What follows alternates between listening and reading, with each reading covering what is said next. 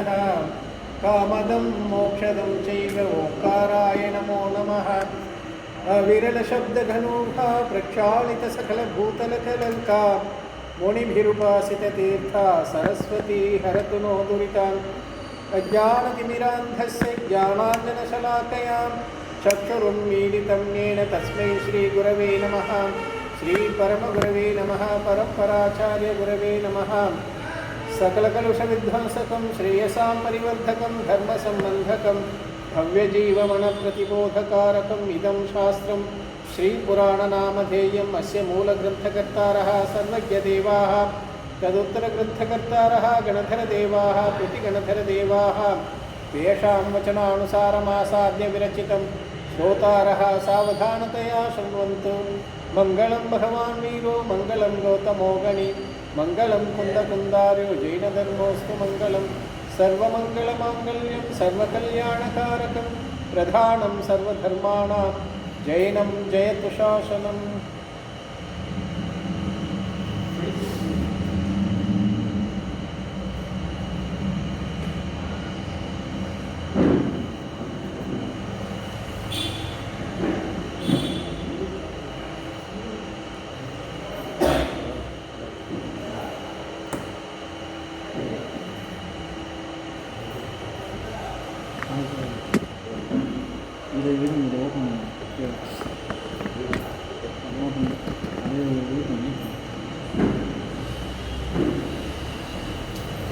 श्रीमते सकलज्ञान साम्राज्यपदमीशे धर्मचक्रभृते भक्ते नमः संसार भीमुषे சான்றோர்களே, ஸ்ரீ புராணம் என்னும் இந்த 63 சலாக்கா புருஷனுடைய வரலாற்றினை எடுத்து கூறும் ஒரு பிரதமானியோக நூல்.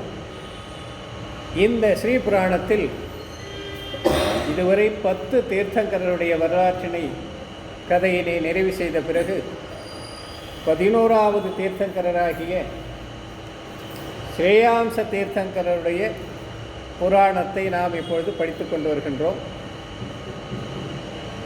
ஏறக்குறைய 10-15 ஆண்டுகளுக்கு மேலே ஆயிருக்கும்னு நினைக்கிறேன் ஆரம்பித்து. இப்போ தான் நாம் 11வது தீர்த்தம். இடையில் கொஞ்சம் கேப் கொரோனா காலத்தில் அப்படி இப்படி எல்லாம் கொஞ்சம். இந்த ஸ்ரேயாம்ச தீர்த்தங்கரருடைய வரலாற்றில் முதலாக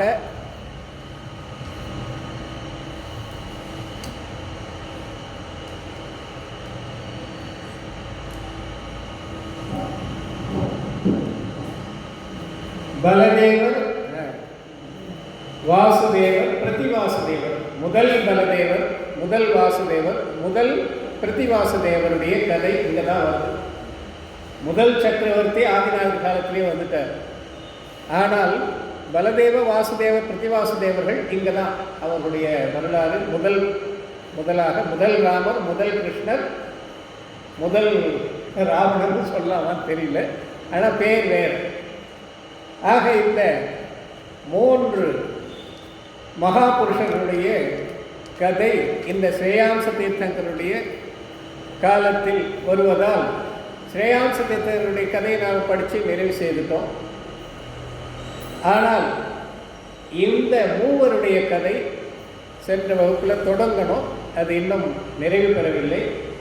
அவர்கள் எங்கு பிறந்தார்கள் என்பதோடு நாம் நிறுத்தி கொண்டோம். அதன் பிறகு என்ன கதை என்பதை பார்க்கணும். ஆக இங்கே விஸ்வநந்தி, விஷாகநந்தி, விஸ்வபூதி, விஷாகபூதி 4 பேர். விஷாக பூதி, விஸ்வபூதி. விஸ்வபூதி அண்ணன், விஷாகபூதி தம்பி. விஸ்வபூதிக்கு மகன் விஸ்வநந்தி, விஷாகபூதியினுடைய மகன் விஷாகநந்தி. இப்போ விஸ்வபூதி தீட்சை எடுத்துக்கிட்டு அவர் துறவை மேற்கொண்டு மோட்சமே போயிட்டார். விஷாகபூதிக்கிட்ட ராஜ்யத்தை கொடுத்துட்டு போனார். விஷாகபூதியினுடைய மகன் விஷாகநந்தி, அவனுக்கு விஸ்வநந்தியால் தோற்றுவிக்கப்பட்ட, அதாவது விஸ்வபூதியினுடைய மகன் விஸ்வநந்தி, அவனால் தோற்றுவிக்கப்பட்ட ஒரு அழகான தோட்டம், பூங்கா. அதன் மீது ஆசை வந்து அதெல்லாம் நாம் போன வகுப்பிலே பார்த்தோம். அந்த தோட்டத்தை எனக்கு தரணும்னு சொல்லி அப்பா கிட்ட போய் கேட்குறான். சித்தப்பா ராஜா, விஸ்வநந்தியினுடைய சித்தப்பா ராஜா, அவருடைய பிள்ளை கேட்குறான் எனக்கு வேணும்னு. பிள்ளை பாசத்தால் என்ன பண்ணுறாரு, அண்ணன் பிள்ளையே பகைவர் நம்ம நாட்டை நோக்கி வராங்க படையெடுத்துக்கிட்டு, நீ போய் அவங்களை அங்கேயே எல்லையில் தடுத்து நிறுத்துன்னு அனுப்பிச்சிடறான். முதல்ல நான் போகிறேன், அவன் சொல்கிறான் இல்லை நீங்கள் எதுவும் போகிறீங்க, நானே பார்த்துக்கிறேன்ட்டான். அங்கே சென்ற பிறகு தோட்டத்தை பிள்ளைக்கு எழுதி வச்சுடுறாரு. அங்கே போனால் யாரும் பகைவர்லாம் இல்லை. இது சூழ்ச்சி, சித்தப்பா செய்த சூழ்ச்சி என்பதை விஸ்வநந்தி அறிந்து கொண்டு மீண்டு வந்து தன்னுடைய சித்தப்பா பிள்ளையோட தம்பியோட சண்டை போட்டு அதுக்கப்புறம் அவருக்கு வைராக்கி வந்து தீட்சை மேற்கொள்கிறார்.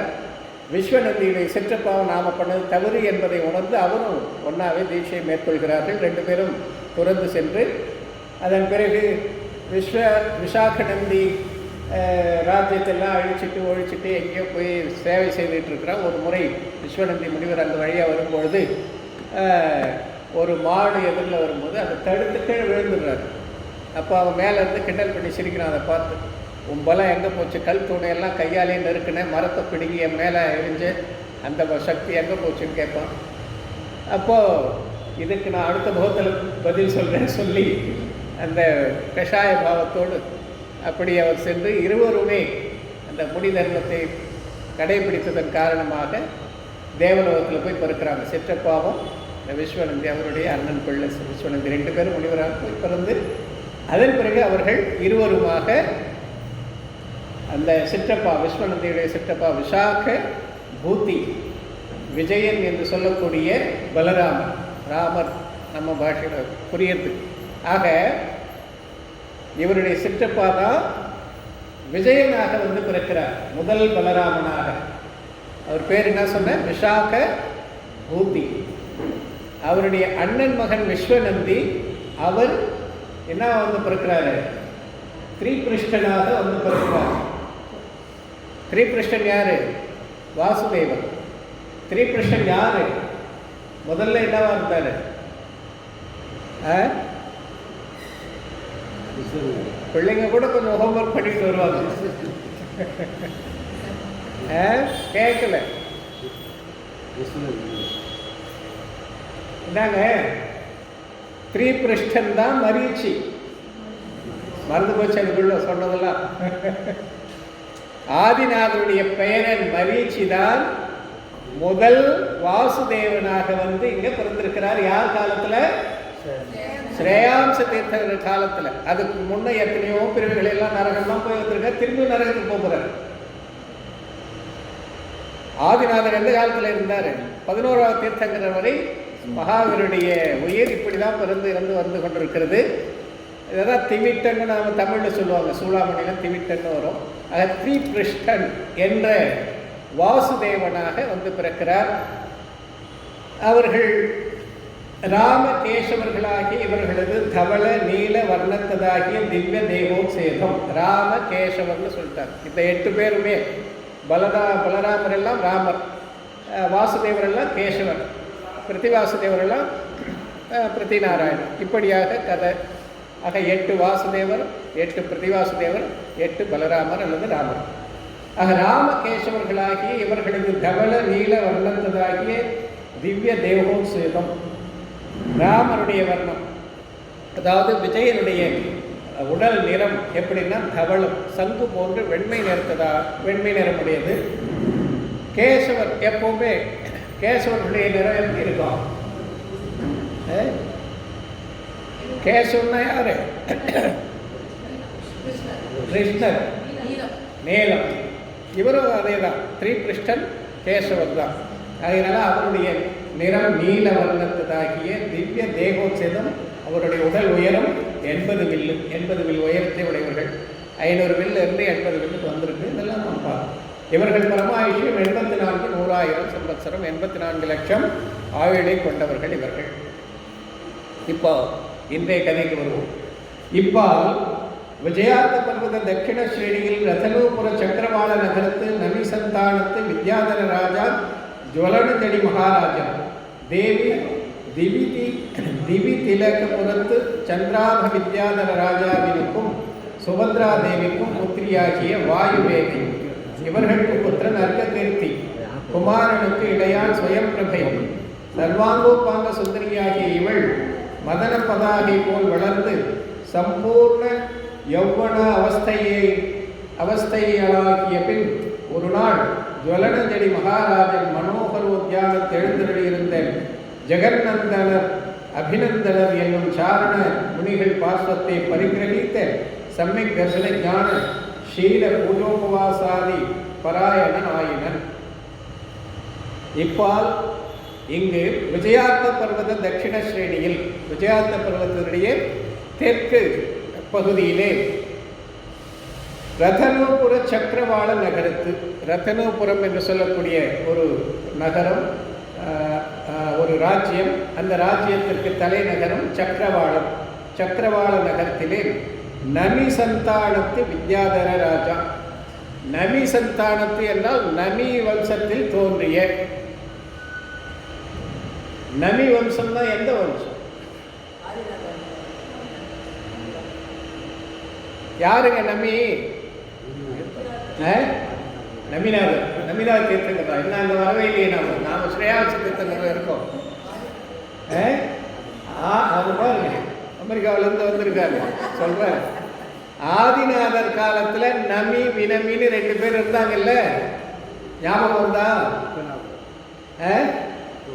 நமி வினமி யாரு?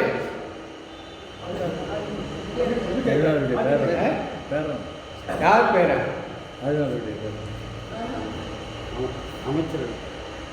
ஆதிநாதர் புராணம் என்னையோ படிச்சது. அது ரொம்ப ஆதி காலத்தில் படிச்சது. இப்போ என்ன இருக்கும்? ராஜ்யம் கேட்கிறவர்கள் அவர்கள் யார்? கச்ச மகா கச்சருடைய பிள்ளைகள். நமி வினமி என்பவர் கச்ச மகா கச்சருடைய பிள்ளைகள். கச்ச மகா கச்சர் யாரு? என்னங்க நீங்க இப்படிலாம் பேச கேட்டு என்ன பண்றது? வாத்தியார் பசங்களை கேட்டு கேட்டு தான் பாடணும். கச்ச மகா கச்சருடைய சகோதரிகள் யாரு? ஆதிநாதனுடைய மனைவி யசஸ்வதி, சுனந்தை. அவர்கள் கச்ச மகா கச்சருடைய சகோதரிகள். அவர்களை தான் திருமணம் பண்ணி வைக்கிறாங்க. அப்போ கல்யாணத்துக்கு யாருமே கிடையாது. ஆதிநாதர் காலத்தில் போக பூமியாக இருந்து கர்ம பூமியாக மாறிச்சு இல்லை? அப்போ அதுக்கு முன்ன வரலும் கல்யாணமே கிடையாது இல்லை? என்ன பிரகாஷ், புரியுதா? நீ எல்லாம் பிஸி, எல்லாம் பிஸி தான். ஆதிநாதர் நாபிராஜர் வரை கல்யாணம்ன்றது கிடையாது. ஏன் கிடையாது? ரீகால் பண்ண வேண்டியது. ரெட்டையா பிறப்பாங்க, அவர்களே கணவன் மனைவியா ஆயிடுவாங்க. இப்போ ஆதிநாதர் தான் முதலாக கல்யாணம், அரேஞ்சு மேரேஜ் ஆதிநாதர் காலத்தில் தான் ஏற்படுகிறது. அப்போ இங்கே யாருமே கிடையாது. ஆதிநாதருக்கு பெண் பார்க்கணும்னா எங்கே போய் பார்க்கறது? வித்யாதர கன்னிகளை தான் பார்த்து கல்யாணம் பண்ணுறாங்க. கச்சன் மகா கச்சன் வித்யாதரர்கள், அவர்களுடைய சகோதரிகளை தான் இவர் மணக்கிறார். இப்போ கச்சன் மகா கச்சன் ஆதிநாதருக்கு என்ன உறவு?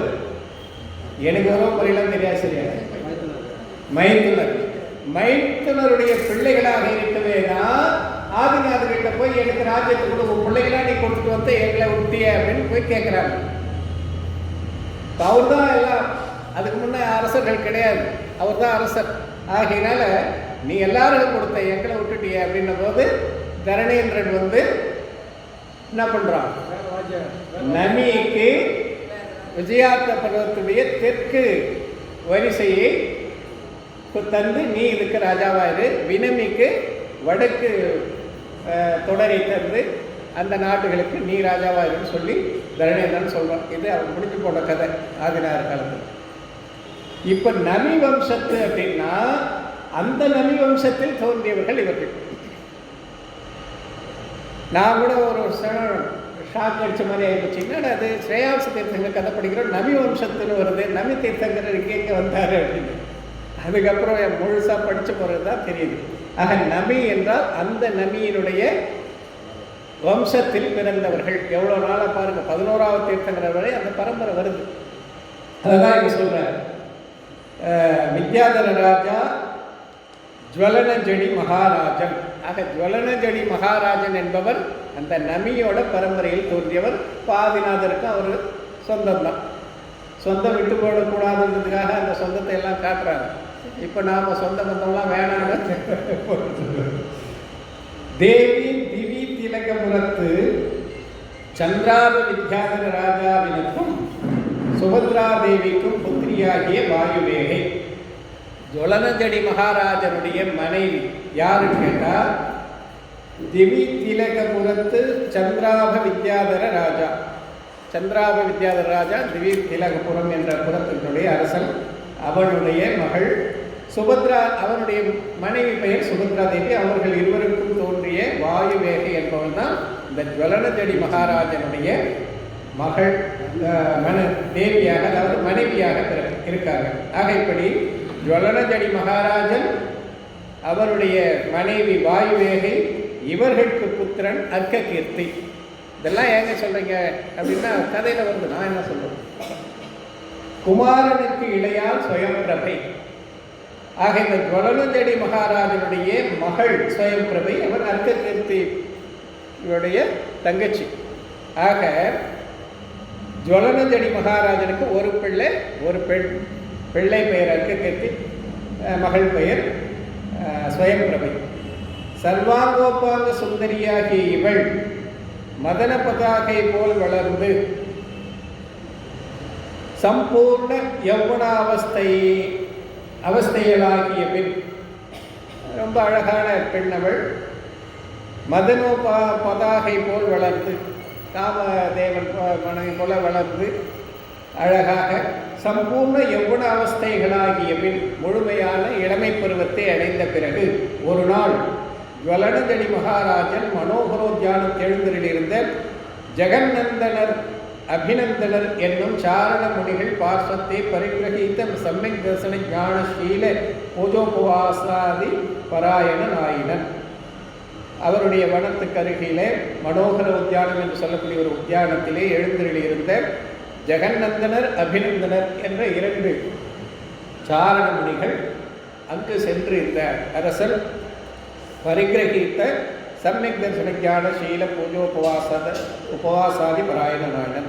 சம்யக் தர்சன ஞான, சாரித்திரம், உபவாசம் முதலானவற்றை அந்த சாரண முனிவர்களிடமிருந்து அந்த விரதங்களை எல்லாம் ஏற்று, நற்காட்சி நல்லறிவு நல்லொழுக்கத்தோடு விரதங்கள் உபவாசங்களை எல்லாம் ஏற்று வந்திருக்கிறார். ஒரு அரசன் காட்டில் இருக்கக்கூடிய முனிகளை பார்த்துட்டு போகிறான், தரிசனம் பண்ண போகிறான். நாம் என்ன ஒரு நமக்கு அந்த பாவம் வரமாட்டேங்குது பாருங்க. ஆலயம் இருக்குது, பக்கத்தில் வீட்டுக்கு அருகாமையில் இருக்குது, நாம் போய் தரிசனம் பண்ணணும், ஆகமத்தை படிக்கணும், தெரிந்து கொள்ளணும் என்ற ஆர்வமெல்லாம் ரொம்ப குறைஞ்சிருக்கு. இங்கே ஒரு 100 குடும்பத்துக்கு மேலே இருக்கும். ஆர்வம் உடையவங்க இவ்வளோதான். நான் என்ன பண்ணுறது, ஆகமத்திலே அதானே சொல்லியிருக்கு, 6 மாதம் 6 சமயத்தில் ஆகமத்தை ஜீவனுக்கு தான் அந்த வாய்ப்பு, எல்லா ஜீவனுக்கும் கிடையாது. அதுதான்.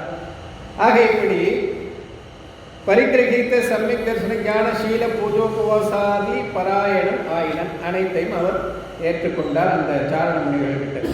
மற்றொரு நாள் ஸ்வயம்பிரபை பர்வ திவசத்து பரிகிரகித்த உபவாச விரதத்தினளாகி, பருவநாளில் அஷ்டமியும் சதுர்தசியும். அந்த நாளில் பருவம்னா நாம் பொதுவாக பௌர்ணமின்னு நினச்சிக்கிறோம். பௌர்ணமி பருவம்னு கிடையாது. நமக்கு முக்கியமாக அஷ்டமி சதுர்தசி தான். அதை தான் நாம் பருவம்னு சொல்கிறோம். தசலட்சண பருவம் அப்படின்னா தசலட்சண பௌர்ணமின்னு அர்த்தம்னா கிடையாது. பொதுவாக அது ஏன்னா பருவன்றது அப்புறம் பருவம் ஆகி பருவத்தில் லேடிஸ் விரதம் இருக்கிற மாதிரிலாம் பிற்காலத்தில் வந்திருக்கு. ஆக பருவ திவசத்து ஏதோ ஒரு பருவ நாள். அந்த நாளில் பரிகிரகித்த உபவாச விரதத்த நாளாகி உபவாசத்தை மேற்கொண்டவள் அரசனுடைய மகள். சின்ன வயசுங்க, இப்போ எதுக்கு அதெல்லாம் வேணாங்க, அப்புறமா உங்களை மாதிரி வயசாகட்டும், அப்புறம் தர்மத்தில் ஈடுபடுத்துகிறோம் அப்படின்னு. இந்த கல்யாணம் ஆகல, திருமணம் ஆகாத பெண் அரசனுடைய குமாரி, அரசகுமாரி உபவாசத்தை மேற்கொள்கிறார்கள். இதெல்லாம் பாடம், கதை நான் கூட தான் படிச்சிடணும். கதையில் வரக்கூடிய தத்துவத்தை புரிந்து கொள்ளணும். கதை எல்லாரும் சொல்லிடலாம், ஆனால் அதனுடைய உட்கருத்து நாம் புரிந்து கொள்ளணும். அதுக்காக தான் நீங்கள் போகிறீங்களோ இல்லையோ, வர முடியுதோ முடியலையோ, மழை பெய்யுதோ மேலேயோ, எப்படியாவது வந்துடும், உங்களை சாக்கிட்டாவது நான் படித்து தெரிஞ்சுக்கிறேன் இல்லை. ஆக பரிகிரகித்த உபவாச விரதத்தினலாகி பகவத் அருகத் பரமேஸ்வர மகா பூஜையினை செய்து, பகவானுக்கு பூஜை செய்து, ஜினபதி சரண கமல திவ்ய சேஷ இணை கொடு வந்து, ஜன பகவானுடைய சரண கமல திவ்ய சேஷை அப்படின்னா இங்கே சேஷைனா பூஜை மிச்சமாக இருக்கிறதுன்னு ஒரு கருத்து இருக்குது. திவ்ய சேஷைனா அபிஷேகம் செய்த ஜலம் கந்தோதகமும் இருக்கலாம். கந்தோதகம்னு ஒரு இடத்துல வருது, அக்ஷதைன்னு ஒரு இடத்துல வருது. இதெல்லாம் ஆனால் மகாபுராணத்தில் இது இல்லை. இந்த இப்போ சொல்ல போகிற கதை மகாபுராணத்தில் இல்லை, இது வேறு ஏதோ கன்னட புராணம் ஏதாவது வந்து நினைக்கிறேன். ஆக திவ்ய சேஷையினை கொண்டு வந்து, அந்த கந்தோதகத்தையோ அல்லது அக்ஷதையோ கொண்டு வந்து ராஜாவினுக்கு வினயோபச்சார சகிதமாக கொடுத்தனர். ராஜா கிட்ட போய் ரொம்ப வினயத்தோடு கனிவோடு அதை எடுத்து போய் தராங்க. ராஜாவும் அதனை வினயபூர்வகம் சிரசா வகித்து, அந்த கொடுத்த கந்தோதகத்தையோ அல்லது அக்ஷதையும் தலைமையில் வாங்கி அரசன் அதற்குண்டான மரியாதை செலுத்தி வணங்கி புத்திரியை வருக என அழைத்து, அதன் பிறகு மகளை பார்த்து பூரித்து போகிறார் அரசர். நம்முடைய மகள் உபவாசம்லாம் இருந்து கொண்டு இவ்வளோ பூஜையெல்லாம் செய்து இந்த மாதிரிலாம் செய்கிறாங்களென்ற ஒரு மகிழ்ச்சி. புத்திரியை அருகில் அழைத்து உச்சியை மோந்து உபலாளித்து, இது பெற்றோருடைய கடமை. பிள்ளைகள் அறத்தில் ஈடுபடுறாங்கன்னா அவங்கள நாம் உற்சாகப்படுத்தணும், அவர்களை நாம் என்கரேஜ் பண்ணணும், பாராட்டணும். அப்போ தான் அவங்க இன்னும் அதில் ஈடுபடுவாங்க. கோயிலில் அப்புறம் பார்த்துக்கலாம், நீ போ வேலையை போய் பார்த்து அப்படின்னு சொன்னால் அந்த குழந்தைக்கு எங்கே இந்த ஆர்வம் வரும்? ஆக இதெல்லாமும் நாம் தெரிஞ்சுக்க வேண்டிய ஒன்று. உபலாளித்து நினது கோமல சரீரம் உபவாச பரிசிராந்தமாயிற்று பாரணை பண்ணுமாயாக என்று விடுத்து. நீ ரொம்ப உன்னுடைய உடல் ரொம்ப மெலிந்திருக்குது உபவாசம் முதலானவற்றால், ஆகையினால களைச்சி போயிருக்கிற, நீ போய் பாரணை செய். நேற்று உபவாசம் இருந்தது, இன்னைக்கு நல்லா தெரியுது, நீ இப்போ பாரணை செய்வாயாக என்று விடுத்து அவளது யௌவனாபரண பூஷிதமாகிய ஷரீர சௌந்தரியம் கண்டு அது பொழுதே மந்திரசாலையினை அடைந்து சுஸ்ருத பகுஸ்ருத ஸ்ருத சாகர சுமதி என்னும் மந்திரிகளை நோக்கி சொல்லுவான். அவளது யௌவனாபரண பூஷிதமாகிய ஷரீர சௌந்தரியம் கண்டு, என்ன சொல்றார் பாருங்க, யௌவன ஆபரண பூஷிதமாகிய சரீர சௌந்தரியம். உடல் அழகு எப்படி இருக்குன்னா இளமையால் அலங்கரிக்கப்பட்டிருக்கான். ஆக இளம் வயதை உடைய மகள், இளமையே அவளுக்கு அலங்காரமாக திகழ்கிறது. அப்படிப்பட்ட மிக அழகானவள்னு அர்த்தம்.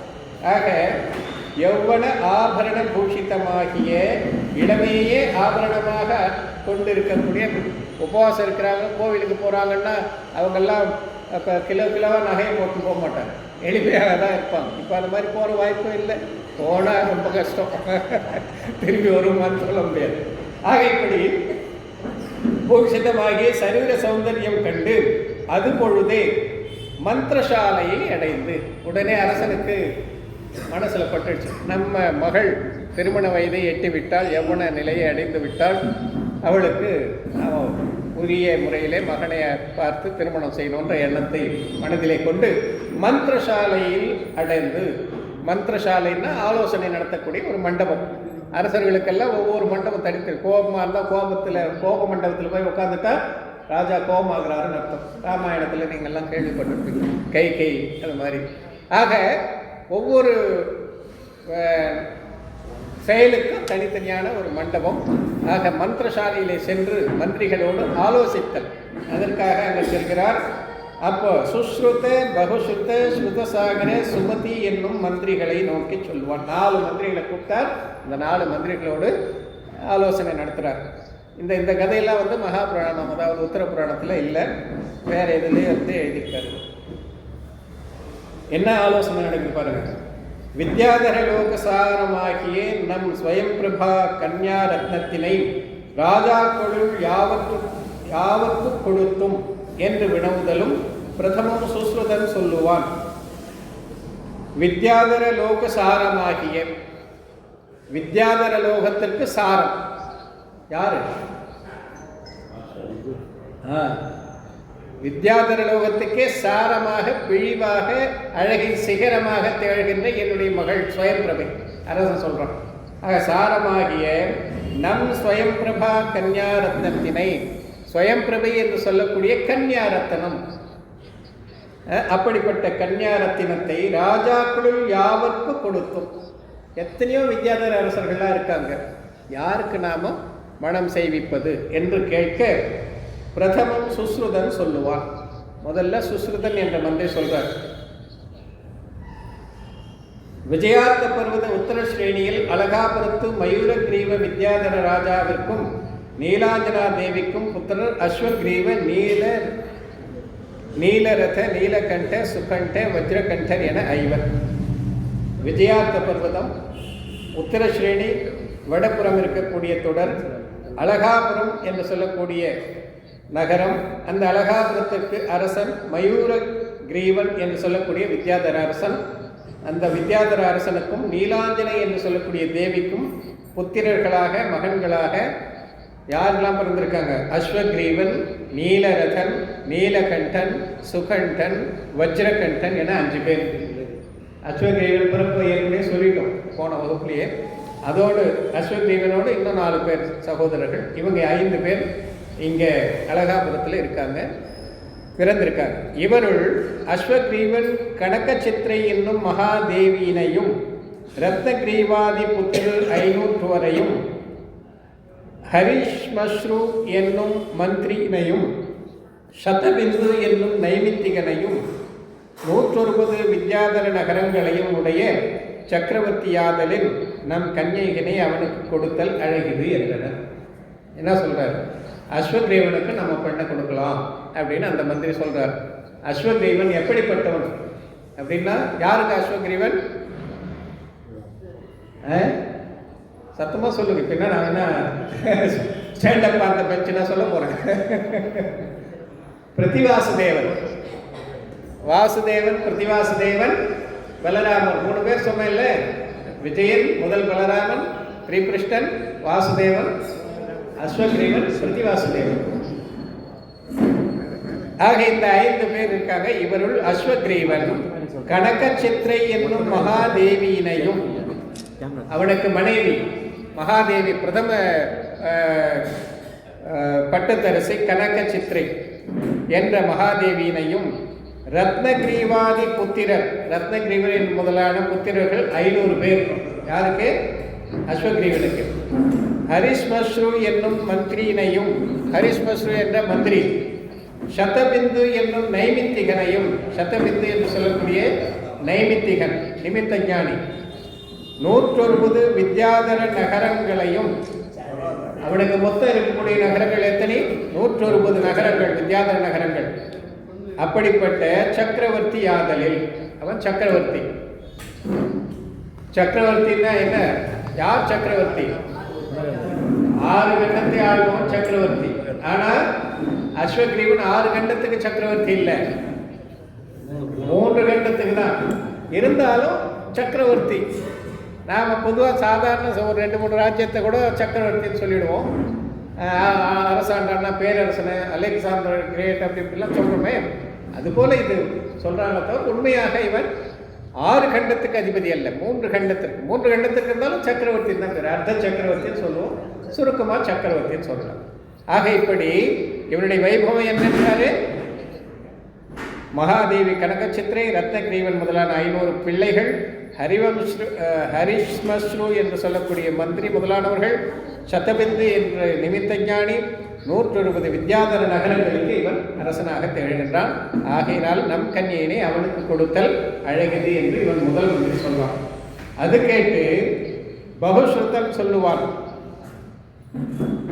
பகுஸ்ருதன் என்ற மந்திரி என்ன சொல்றாரு? அஸ்வகிரீவன் முன் சொன்ன விபவத்தனாயினும் அதிகிராந்த யௌவனனாதலில் கன்யகானுரூபன் அல்லன் போலும். என்ன சொல்றாரு அவரு? அஸ்வகிரீவன் அர்த்த சக்கரவர்த்தி தான், சக்கரவர்த்தி தான். ஆனால் நீயே சொல்லிட்ட, அவனுக்கு கனகச்சித்திரைன்ற ஒரு மகாதேவி பட்டத்தரசி இருக்கா, 500 பிள்ளைங்க இருக்காங்க. அந்த கிழவனுக்கு போய் நம்ம பொண்ணை கொடுக்கலாமா? நம்ம வழியில் சொல்லணும்னா அதான் சொல்றார். பகுஸ்ருதன் சொல்லும். அஸ்வக்ரீவன் முன் சொன்ன விபவத்தனாயினும் அதிக்ராந்த யௌவனனாதலின், அதிக்ராந்த யௌவனன் இளமை பருவத்தை தாண்டிட்டான்பா. 500 பிள்ளை பெற்றவன் எப்படி இருப்பான்? இளைஞனாக இருப்பான். அவன் எவ்வளோ பெரிய பணக்காரனாக இருந்தாலும், எவ்வளோ வசதி இருந்தாலும், எவ்வளோ வைபவம் இருந்தாலும் நம்முடைய மகளை அவனுக்கு கொடுப்பது உச்சிதம் அல்ல. ரூப யௌவனாதி குணங்களால் அனுரூபமாகிய வித்யாதர ராஜகுமாரர் ககனவல்லபபுரத்து சிம்மரதனும், மேகபுரத்து பத்மரதனும், சித்திரபுரத்து அரிஞ்சயனும், திரிபுரத்து லலிதாங்கதனும், அஸ்வபுரத்து கனகரதனும், ரத்னபுரத்து தனஞ்சயனும் முதலாகிய ராஜகுமாரர் பலரும் உலர். எத்தனையோ அவர் இல்லாமல் இந்த எத்தனையோ அரசகுமாரர்கள், வித்யாதர அரசகுமாரெல்லாம் இருக்காங்க. அவருள் அபிமத நாயனானுக்கு கொடுத்தல் அழகிது. இப்படிப்பட்ட அரசகுமாரர்களில் யார் நமக்கு விருப்பமோ அவர்களில் யாருக்காவது ஒருத்தருக்கு நம்முடைய மகளை தரலாம் அப்படின்னு சொல்லி பாருங்க. அந்த நாள்லேயே வித்யாதர அரசனாக இருந்து கூட பெண்ணுக்கு பிள்ளை பார்க்கணுன்னா இவ்வளோ எக்ஸசைஸ் பண்ண வேண்டியதாக இருக்கு. என்ன பண்ணுறது? கடைசியில் யாருக்கு போய் சேர போகிறாங்கன்னு தெரியுமா? கதையில் வரப்போகுது. இப்போ எதுக்கு அதை கிளைமேக்ஸ் அப்படியே சஸ்பென்ஸ். அது கேட்டு ஸ்ருதசாகரன் சொல்லுவான். ஸ்ருதசாகரன் சொல்றார், குலரூப யௌவன வயக்காலாதி குணங்களால் சமானராயினார்க்கு கொடுத்தல் வேண்டில் அத உத்தர ஸ்ரேணியில் சுரேந்திர காந்தார நகராதிபதியாகிய மேகவாகன நரபதிக்கும் மேகமாலினி தேவிக்கும் புத்திரன் வித்யுத் பிரபன், புத்ரி ஜோதிர்மாலை. மேகவாகனன் ஒரு நாள் சித்தக்கூட்ட ஜினபவனத்தை எழுந்தருளின சரம தர்மன் இங்கே இருக்கு, வரதர்மன்னு ஒரு பாடபேதம் இருக்கு. எனக்கு இன்னும் சரம தர்மத்தை விட வரதர்ம சரியாகப்படுமோன்னு தோணுது. ஆக வரதர்ம சாரண சமீபம் அடைந்து தர்மசிரவணானந்தரம் வித்யுத் பிரபகுமாரனது பூர்வபவத்தை வினவ தத்ரைவ சந்நிகிதனாகிய யானும் கேட்க முனிவரன் இவ்வண்ணம் அருளி செய்தனன். மேகவாகனனுடைய பிள்ளை யாரு? வித்யுத் பிரபன். மேகவாகனன் ஒரு முறை சாரண பரமேஷ்டிகள் கிட்ட போய் சாரண பரமேஷ்டிகள் கிட்ட போய் தர்மத்தை கேட்ட பிறகு என்னுடைய மகனுடைய பூர்வ வரலாறு என்னன்னு கேட்குறாங்க. அதுக்கு அவர் சொல்றார், ஜம்பூ தீபே பூர்வ விதேக வத்சகாவதி விஷய பிரபாகர நகராதிபதி நந்தன நரபதி தேவி ஜெயசேனை இவர்களுக்கு புத்திரன் விஜயபத்ரன். இவன் ஒரு நாள் வசந்த காலம் கழிந்தது கண்டு சம்சார விரக்தனாகி பிஹிதாசுர குரு சமீபத்தே 4000 நரபதிகளோடு கூட பரிகிரகித்த சம்யத்தனாகி அந்திய காலத்து ஆராதனா விதியால் சரீர பரித்தியாகம் செய்து மகேந்திர கல்பத்து சக்கர விமானத்து தேவனாகி தோன்றி அவ்வழி சப்த சாகரோபம காலம் திவ்ய சுகம் அனுபவித்து போந்து உனக்கு சரம தேகதரனாகிய வித்யுத் பிரபன் என்னும் புத்திரன் ஆயினன் அப்படின்னு அந்த சாரண பரமேஸ்வரி சொல்றார். இந்த வித்யுத் பிரபன் யாருன்னு கேட்டாக்கா, வத்சகா பூர்வ விதேக கஷேத்திரத்தில் வத்சகா என்று சொல்லக்கூடிய நாட்டினுடைய நகரம் பிரபாகர நகரம். அந்த பிரபாகர நகரத்துக்கு பிரபாகர நகரத்தினுடைய அரசன் நந்தன நரபதி, அவருடைய மனைவி ஜெயசனி, அவர்களுக்கு பிள்ளையாக விஜயபத்ரன் மகனாக பிறந்தார். அதன் பிறகு வசந்த காலம் கழிவதை கண்டு வைராக்கியத்தை பெற்று பிஹிதாசுர முனிவரிட்ட தீட்சையை மேற்கொண்டு முனி தர்மத்தை துறவரத்தை போற்றி ஆராதனா விதியால் சரீர பரித்தியாகம் செய்து தேவலோகத்தில் போய் தேவனா பிறந்து அங்கிருந்து உனக்கு இப்போ மகனாக பிறந்திருக்கிறார். உனக்கு சரமதேகதரனாகிய வித்யுத் பிரபன் என்னும் புத்திரனாயினும். சரமதேகதரன்னா என்ன? அது அந்த பவத்திலே இப்போ இந்த பவத்தில் இப்போ உனக்கு பிறந்திருக்கான இவன் இப்பவே முக்தி அடையக்கூடிய தகுதி படைத்தவன் அப்படின்னு சொல்றார் என்று அருளி செய்தனன். ஆதலில் மகா புண்ணிய கர்மத்தனாகிய வித்யுத் பிரபகுமாரனுக்கு கொடுத்து, அதனால் அப்படிப்பட்ட மகா புருஷன் மகா புண்ணியசாலி இதே பவத்தில் மோட்சத்தை அடையக்கூடியவன், அப்படிப்பட்டவனுக்கு நம்முடைய மகளை தந்து யாமும் ஜோதிர்மாலையை அர்க்ககீர்த்தி குமாரனுக்கு கொள்வோம். அவனுக்கு பெண்ண மகள் இருக்கால ஜோதிர்மாலை, அதை நம்முடைய மகளுக்கு கொடுத்தல் வாங்கல், கொண்டா கொடுத்தான்னு ஏதோ சொல்லுவாங்களா அந்த நாளில். அதுபோல் நம்முடைய மகளை அவங்களுக்கு கொடுத்து அவருடைய மகளை நாம் கட்டிக்கிட்டா பிரச்சனை இல்லாமல் போகும் பாருங்க. அப்படி இல்லை, அந்த மாதிரி சொல்லலை, சொல்கிறாங்க. ஆக இப்படி நாம் பெண்ணை கொடுத்து பெண்ணை மாற்றி வாங்கி கொள்ளலாம் அப்படின்ற எண்ணத்தில் அவர் சொல்கிறோம். அது கேட்டு சுமதி சொல்லுவான், அஸ்வக்ரீவாதி சகல வித்யாதர ராஜலோகமும் கன்யகா பிரார்த்திகளாகின்றனர் ஆதலில் சர்வ அவிரோதமாக ஸ்வயம்பர விதியினை தொடங்குவதல் அழகிது என்றார். இப்படி சொல்லும் பொழுது சுமதி என்ற மந்திரி சொல்றான், அஸ்வக்ரீவன் முதலான வித்யாதரர்கள் எத்தனையோ அரசர்கள் இருக்காங்க, எல்லோருமே போட்டி போடுறாங்க. அப்படி இருக்கும் பொழுது எல்லாத்தை விட சிறந்ததாக நான் கருதுவது என்னவென்றால் நம்முடைய மகளுக்கு ஒரு சுயம்பரம் வச்சிடலாம், அவ்வளோதான். யார் தகுதியுடையவர்களோ அவர்களை மணந்து கொள்ளட்டும் என்று 4வது மந்திரி சொல்றான் என்றனன். அது கேட்டு இதுவே யுக்தியுக்தம் என்று சகல மந்திரிகளும் சுமதி வச்சனத்தினையே சம்பதித்தனர். சுமதி மந்திரி சொல்றது கரெக்டு தான்பா, சுயம்பரம் வச்சுறது தான் எல்லாத்தை விட சிறந்தது என்று மற்ற மந்திரிகளும் அதை ஏற்றுக்கொள்கிறார்கள். ராஜாவும் சகல மந்திரி வச்சனங்களையும் கேட்டு சம்மானாதிகளால் அவர்களை பூஜித்து விடுத்து, எல்லாருடைய சொல்றதெல்லாம் கேட்டுக்கிட்டார். யார் எதை சொன்னாலும் கேட்டுக்கணும், ஆனால் எது ஏற்புடையதோ அதை நாம் செய்யணும், நமக்கு எது சரிப்படுதோ அதை செய்யணும். அதே மாதிரி மந்திரிகளுக்கெல்லாம் தகுந்த வெகுமதி அளித்து அவர்களை எல்லாம் விடை கொடுத்து அனுப்பிவிட்டு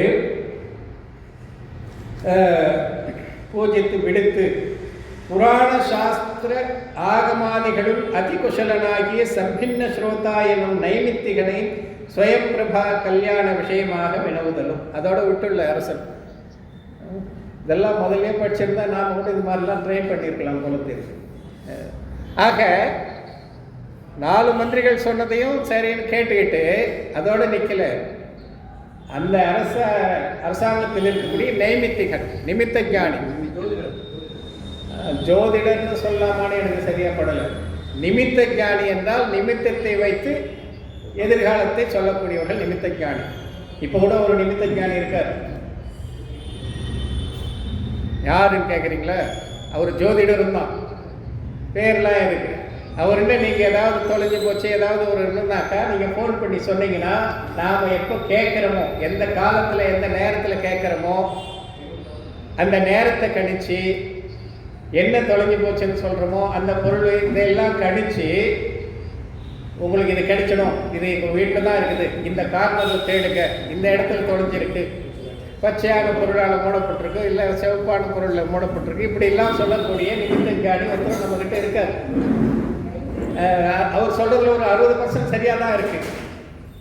அது சரியாக இருக்குதுனாக்க அந்த நிமித்த ஞானம் ஒர்க் அவுட் ஆகிறத பொறுத்து இருக்குது. ஆக சரியாக ஒர்க் அவுட் ஆகும்போது அது சரியாக தான் இருக்குது. ஆக எங்கள் ஊர்லேயே ஒருத்தர் இருந்தால், நான் சின்ன பையனாக இருக்கும்போது மாடு தொலைஞ்சு போச்சுன்னா ஓடியாருவாங்க. அப்போ வந்து ஐயா என் மாடு தொலைஞ்சு போச்சு கிடைக்குமா சொல்லுங்க, 20க்குள்ளே ஒரு நம்பர் சொல்கிறா அப்படின்வார். அது ஏதோ ஒரு நம்பர் சொல்லுவான். அப்புறம் ஒரு 10க்குள்ளே ஒரு நம்பர் சொல்லுவோம், கிடைக்கல போட சாயங்காலத்துக்குள்ளே வந்துடுடா அப்படின்வார். இப்படியெல்லாம் நிமித்தத்தை வைத்து அறிந்து கொள்ளுதல். அதில் இன்னும் தலை சிறந்தவர்கள் எவ்வளோ பேர் இருக்காங்க. இங்கே என்ன சொல்கிறாரு, அவர் பேரே பாருங்க, நிமித்த ஞானியுடைய பேர்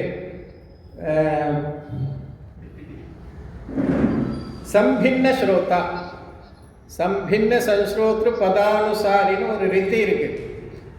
பூஜை பண்ணுறீங்கல்ல, பூஜையில் கவனம் இருந்தால் தானே நமக்கு யார் வந்தாங்க யார் போனாங்க அதுதானே பார்த்துட்டு இருக்கோம். சம்பின்ன ஸ்ரோதா என்றால் அங்கங்கே விட்டு சொன்னதை எல்லாம் தொகுத்து அதனுடைய கருத்து என்ன என்பதை அறியக்கூடிய ஆற்றல் படுத்தல். இது கூட அப்படித்தான். இப்போ நான் சொல்ல பாருங்க, இது 20க்குள்ள நம்பர் சொல்லுவது, அதே மாதிரி நீங்கள் எப்போ தொலைச்ச என்ன நேரம் அதெல்லாம் வச்சு கணக்கு பண்ணி என்ன அதனுடைய பொசிஷன் என்ன, அது எங்கே இருக்குது, கிடைக்குமா கிடைக்காதா என்பது. இது இந்த மாதிரி இதில் தலை சிறந்தவர்கள் எவ்வளோ பேர் இருக்காங்க. அது சம்பின்ன பின்னமாக சொல்லப்பட்ட சொற்களை தொகுத்து அதை எப்படி அறிந்து கொள்வது, அதனுடைய எதிர்காலம் எப்படி என்பதையெல்லாம் அறியக்கூடிய ஆற்றல் படைத்தவர். அப்படிப்பட்ட ஒரு நிமித்த ஞானி இவருடைய. இதெல்லாம் நீங்கள் ஒத்துக்கிறீங்களா அப்படின்னு சில பேர் கேட்பார். எல்லாம் இருக்கிறது, ஆனால் எதற்கு பயன்படுத்தணுன்றது தான் கேள்வி. அனைத்தையும் சிறந்தது ஆன்மீக நலன், அதை நாம் போட்டு விட்டுடுறோம். இந்த மாதிரி யாருன்னா இருக்காங்களா சொல்லுங்க, நான் போய் என்னுடைய எதிர்காலத்தை கேட்டேன். இணைந்திரமலை அது அடிப்படையில் தான். அதான் 88 கிரகங்கள், 9 கிரகத்தை தான் நாம் பிடிச்சிட்டு பேசுங்கிறோம். மொத்தம் இருக்கக்கூடிய கோள்கள் 88. ஹரிவம்சத்தில் வருது, திரிலோகசாரத்தில் வருது. திரிலோகாணி தஞ்சாவூரில் ராஜலட்சுமி அம்மா அவர்கள் போட்ட நூல், சரஸ்வதி மகாலில் இருந்து வெளிவந்த நூல், அதில் இருக்கு 80. வேணும்னா நான் ப்ரூஃப் காட்டுறேன். ஆக இப்படியெல்லாம் இருக்கு. இதெல்லாம் லௌகிகத்துக்கு ஓகே. ஆனால் நிலையான இன்பம் பெற வேண்டும் என்றால் அதற்கு இதெல்லாம் தேவை. அது மகள் திருமணம், அதனால அரசர் செய்கிற என்ன கடமையோ மகளுக்கு எப்படி திருமணம் செய்யணுமோ அப்படி செய்கிறாரு. கவலைப்படாதீங்க, 10 மணிக்கு ஆரம்பித்தேன், அதுக்கேற்ற மாதிரி முடிச்சிருக்கோம். எப்போ முடிப்பார் அப்படின்னு எதிர்பார்க்க வேணாம், நேரத்தை தாழ்த்த மாட்டேன். அவ்வளோதான். ஏன்னா ஆரம்பிக்கிற டைம் தான் கணக்கு, 3/4 மணி நேரம் இல்லை 50 நிமிஷம். அதான் சரி. அப்போ என்ன ஆச்சு? அந்த நைமித்திகனை அழைத்து அவன் எப்படி பாருங்க, புராண சாஸ்திர ஆகமாதிகளுள் அதி குஷலன். புராணத்திலையும் ஆகமத்திலும் சாஸ்திரங்கள்ல எல்லாத்திலையும் திறமை வாய்ந்தவன். அப்படிப்பட்ட சம்பின சுல்தா என்னும் நைமித்திகனை ஸ்வயம்பிரபா கல்யாண விஷயமாக வினவுதலும் அவனும் புராண ஸ்ருதி பிரசித்தமாகிய வழியே சொல்லுவான். புராண ஸ்ருதி பிரசித்தம், புராணத்திலே கேள்விப்பட்ட கருத்தை ஆதாரமாக வைத்து சொல்ல போறான். இப்போ ஸ்வயம்பிரப யாரை கல்யாணம் பண்ணிக்க போறாங்க அப்படின்னா, இந்த 4 பேரும் இல்லை அப்படின்னு ஆகிப்போச்சு. 4 பேரில் ஏதாவது ஒன்று, 4 வழியில் ஏதாவது ஒன்றுனா முடிவாயிருக்கணும் இந்நேரம். அப்போது ராஜாவுக்கு அந்த 4மே விருப்பம் இல்லைன்னு தெரியுது. ராஜாவுக்கு விருப்பம் இல்லையோ அவங்க யாரை போய் கட்டிக்கணும்னு இருக்கோ அவங்கள தான் கட்டிக்க முடியும். இதுதான் கிரமபத்த பரியாயம். அந்த பவத்திலேயே மோட்சம் போகக்கூடியவனை கூட திருமணம் செய்து கொள்ளக்கூடிய வாய்ப்பு அந்த மகளுக்கு இல்லை. ஆகையினால தான் புரோகிதனை கூப்பிட்டு கேட்குறாரு, சரி எது ஒர்க் அவுட் ஆகுது பார்க்கலாம். இப்போ இவர் என்ன சொல்கிறார், தேவனே இந்த அவசர்பணி காலத்து சுஷமதுஷமை என்னும் திருத்தீய யுகாந்தரத்து தட்சிண பரத மத்தியம கண்டத்து சதுர்தச குலதரோத்பத்தியன் அனந்தரம் அவதரித்தருளிய பிரதம தீர்த்தங்கர ரிஷபஸ்வாமி ஸ்ரீபாத மூலமடைந்து பரதேஸ்வர பிரதம சகல சக்கரவர்த்தி யுகாவதார சலாகா புருஷ சரித்தங்களை வினவ ஆதி பிரம்மா அருளி செய்த புராண சாஸ்திர பிரதிபாதித்தமாகிய ரிஷபாதி தீர்த்தங்கரர் 24 பரதாதி சகல சக்கரவர்த்திகள் 12 விஜயாதி பலதேவர் 9 திரிகிருஷ்டாதி வாசுதேவர் 9 அஸ்வக்ரீவாதி பிரதிவாசுதேவர் 9 ஆக சொல்லப்பட்ட திருஷ்டி சலாகா புருஷருள் திரிகிருஷ்ட பிரதம வாசுதேவனுக்கு ஸ்வயம் பிரபை பிரதான வல்லபை ஆகும் என்றும் ததனந்தரம் வாசுதேவனுக்கு அர்த்த சக்கரவர்த்தி த்தினையும் அஸ்வக்ரீவ பிரதிவாசுதேவனுக்கு லோகாந்தரத்தினையும் கொடுத்து சாம்ராஜ்ய சுகம் அனுபவித்தபின் சுச்சிர காலம் சம்சார சக்கர பரிபிரமணானந்தரம் சதுர்த்த யுகாந்தத்து ஸ்ரீ வர்த்தமான தீர்த்தங்கரனாகும் என்றும் ஆதி பிரம்மா அருளி செய்த உண்டாதலில் அவ்வண்ணம் நிர்விச்சாரம் ஆச்சரித்தருள்வாயாக என்று சொல்றார். என்ன சொன்னார் இவரு? சொல்லுங்க, கேட்டுக்கிறோம். என்ன சொல்றாரு? இந்த அவசர்பணி காலத்து சுஷம துஷமை என்னும் திருத்தீய யுகாந்தத்து, சுஷம துஷமைனா நற்றி காலத்தினுடைய இறுதியிலே, தட்சிண பரத மத்தியம கண்டத்து பரத கஷேத்திரத்தில் மையப்பகுதியில், தெற்கு பரத கஷேத்திரத்தில் மையப்பகுதியில், நாம் தெற்கு பரதத்தில் தான் இருக்கோம். அந்த மையப்பகுதியில் சதுர்தச குலதர உற்பத்தி அனந்தரம் 14 குலதரர்கள் மனுக்கள் தோன்றிய பிறகு பிரதம தீர்த்தங்கர ரிஷபஸ்வாமி ஸ்ரீபாத மூல சதுர்தச குலதர உற்பத்தி அனந்தரம் அவதரித்தருளிய பிரதம தீர்த்தங்கர ரிஷபஸ்வாமி ஸ்ரீபாத மூலமடைந்து 14 மனுக்களுக்கு பிறகு தோன்றிய முதல் தீர்த்தங்கரர் ரிஷப தீர்த்தங்கரர் அவருடைய பாத மூலம் அடைந்து பரதேஸ்வர பிரதம சகல சக்கரவர்த்தி பரத சக்கரவர்த்தி யுகாவதார சலாகா புருஷ சரித்தங்களை வினவர். 63 சலாகா புருஷனுடைய கதை. இப்போ எப்படி மகாவீரர் ஸ்ரேணிகராஜன் கேட்டானோ அதுபோல ஆதிநாதர பரத சக்கரவர்த்தி கேட்டார். அப்படி கேட்கும் பொழுது ஆதி பிரம்மா அருளி செய்த புராண சாஸ்திர பிரதிபாதிபதமாகிய பகவான் ஆதிநாதர் அப்பே சொன்னார். என்ன சொன்னார்? ஸ்வயம் பிரபேன்னு ஒருத்தர் வரப்போறா. எப்போ? எந்த காலத்தில்? ஸ்ரேயாச தீர்த்தங்கிற காலத்து 11வது தீர்த்தங்கிற காலத்தில் பிறப்பா ஜோகரான மரீச்சி. இவன் அப்போ திரிகிருஷ்ணா திவிட்டனா போய் பிறக்க போறான். அவனுக்கு இவதான் மனைவியாக போறான்னு அப்பவே சொல்லிட்டாரான். அதை யாராவது மாற்ற முடிஞ்சுதா? திவிட்ட எங்க போனா? அப்புறம் அடுத்த பிறவி அவனுக்கு எங்க போச்சு? திவிட்டனுடைய அடுத்த பிறவி என்னங்க? எல்லாம் சான்றோர்கள் அறிஞர்கள் இருக்கீங்க, சைலண்டா இருக்கிறீங்களே. 7ஆம் நரகம். 7ஆம் நரகத்துக்கு போய் பிறகுறான். அவ்வளோ உட்காந்துட பாருங்க, சூடாமணிலாம் எடுத்து ஓதுறவர். அப்படிப்பட்டவனுக்கு சுயம்பிரபை மனைவியாக போறான். அதே பௌத்தில் மோட்சம் போறவன் இதுக்கு பேர் தான் கிரமபத்த பரியாயம். இதை யாரும் மாற்ற முடியாது. ஆதிநாதரே நினைச்சாலும் மாற்ற முடியாது. ஆக 7ஆம் நரகம் போகக்கூடிய ஒருவனுக்கு மனைவியாக ஆக போறான்னு அன்னைக்கே சொல்லிட்டார். ஆதி காலத்தில் முதல் 4ஆம் கால 3ஆம் காலம் 4ஆம் கால தொடக்கத்திலேயே அதுதான் இங்க சொல்றாரு. அந்த யாரு சுயம், அதாவது சாஸ்திரம். இது நிமித்த ஞானம் அவ்வளோ தூரம் போகுமான்னா அவ்வளோ தூரம் நிமித்த ஞானம் போகாது. ஆனால் ஆகமத்தில் சொல்லப்பட்ட கருத்தை அவர் சொல்றார்.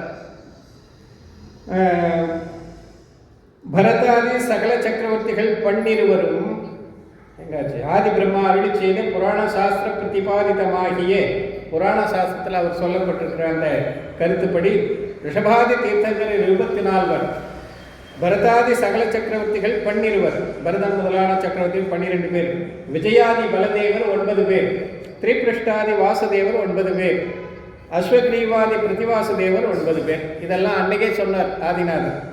ஆக சொல்லப்பட்ட 360 ஷலாகா புருஷருள், இந்த 63 ஷலாகா புருஷர்களில் திரிபிருஷ்ட பிரதம வாசுதேவனுக்கு, முதல் வாசுதேவனாகிய திரிபிருஷ்டனுக்கு ஸ்வயம்பிரபை பிரதான வல்லபை ஆகும். எவ்வளோ சூக்ஷமாக எவ்வளோ நுட்பமாக ஆதிநாதர் அந்த காலத்திலேயே சொல்லியிருக்கார். இந்த கதையெல்லாம் கூட ஸ்வயம்பிரபை யார், திரிபிருஷ்டன் யார், எப்போ இவங்க சேர போகிறாங்க அப்படிலாம் அந்த நாள்லேயே அப்பயே சொல்லியிருக்காரு. தேவனுக்கு ஸ்வயம்பிரபை பிரதான வல்லபை ஆகும் என்றும், ததனந்தரம் வாசுதேவனுக்கு அர்த்த சக்கரவர்த்தி பதத்தினையும், ஸ்வயம்பிரபை திருமணத்திற்கு பிறகு வாசுதேவனுக்கு அர்த்த சக்கரவர்த்தி பதவி கிடைக்கும்.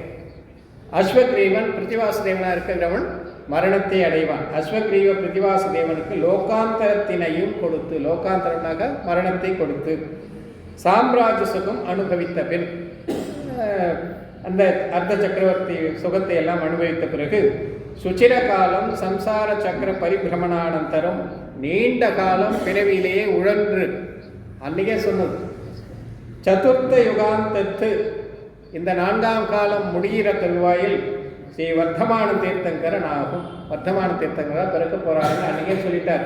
இதுவும் இந்த ஜுவலன ஜடிக்கு தெரியும். இவர் இதுக்கப்புறம் நரகத்துக்கு போக போறாரு, இவர் இப்போதைக்கு மோட்சம் போக போறதில்லை, பெரும் துன்பத்தை எல்லாம் அனுபவிக்க போறாரு, அப்படியெல்லாம் தெரிந்தும் கூட பகவான் சொல்லிட்டார் நடந்தே தீரும், அதை மாற்ற முடியாது. அதனால அங்கெல்லாம் முடிய போகுது, அப்படிதான் முடியும். பார்ப்போம் என்ன ஆகுதுன்றது அப்புறம். ஆக சம்சார சக்கர பரிபிரமணானந்தரம் சதுர்த்த யுகாந்தத்து ஸ்ரீ வர்த்தமான தீர்த்தங்கரனாகும் என்றும், வர்த்தமான தீர்த்தங்கராக இந்த ஜீவன் போய் பிறக்கும் என்றும் ஆதி பிரம்மா அருளி செய்தல் உண்டாதலில், ஆதி பிரம்மா அன்னைக்கே சொல்லியிருக்கார் என்பதால் அவ்வண்ணம் நிர்விச்சாரம் ஆச்சரித்தருள்வாயாகுக என்றனன். அவ்வாறே எந்த சிந்தனையும் வேண்டாம், கவலை இல்லாமல் எந்த சிந்தனையும் இல்லாமல் பகவான் சொன்னது தப்பாது என்ற காரணத்தினால் அவர் மீது நம்பிக்கை கொண்டு, அவர் வாக்கு மீது நம்பிக்கை கொண்டு, அந்த ஆகமத்து மீது நம்பிக்கை வைத்து நீ உன்னுடைய கன்னிகையை, உன்னுடைய மகளை திரிபிருஷ்டனுக்கு மனம் செய்விப்பாயாக என்று சொல்றார். நமக்கெல்லாம் நம்பிக்கை இருக்குதோ இல்லையோ, ஜுவலனர்ஜடி மகாராஜனுக்கு பகவான் சொன்ன கருத்தின் மீது மிகுந்த நம்பிக்கை இருந்தது. ஏங்க எங்களுக்கு நம்பிக்கை இருக்குதுங்க, எப்படி நம்பிக்கை இல்லைன்னு சொல்றீங்க? நம்பிக்கை இருக்கிறது தான். இன்னும் ஒரு மணி நேரம் பேசுறதுனாக்க நம்பிக்கை எப்படி இருக்குன்னு பார்த்துக்கலாம். ஆக எதற்காக நாம் தினமும் உழைத்துக் கொண்டிருக்கிறோம்? மற்றவர்களுக்காக, புறப்பொருளுக்காக உழைத்துக் கொண்டிருக்கிறோம். நமக்காக உழைக்கின்ற நேரம் இந்த நேரம் தான். வாழ்நாளில் 24 மணி நேரத்தில் நம்மை அறிந்து கொள்வதற்காக நாம் உழைக்கும் நேரம் எண்ணி பாருங்கள். ஆகமத்தை பயிலுங்கள், ஆடு பயிலுங்கள். ஆகம கருத்தை உள்வாங்கிக் கொண்டு பகவான் அருளிய அறப்பாதையிலே முன்னேறி சென்று நாம் அனைவரும் பகவான் அடைந்த அந்த குணாதிசயங்களை வந்திய தற்குணலத்தை என்ற நிலையான பேரின்பத்தை அடைவோமாக என்று கூறி காலம் கருதி இதோடு இன்றைய இந்த ஸ்ரீபிராண மோதல் நிகழ்ச்சியை நிறைவு செய்கின்றேன்.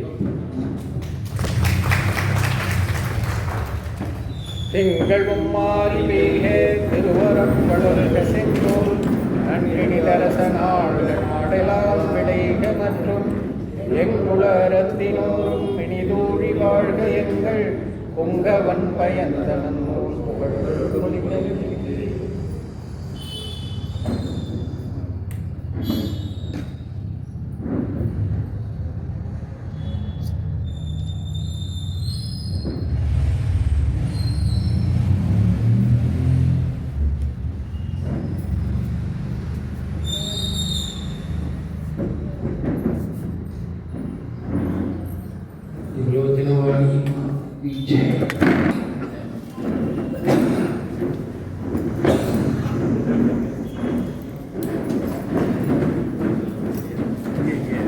Deus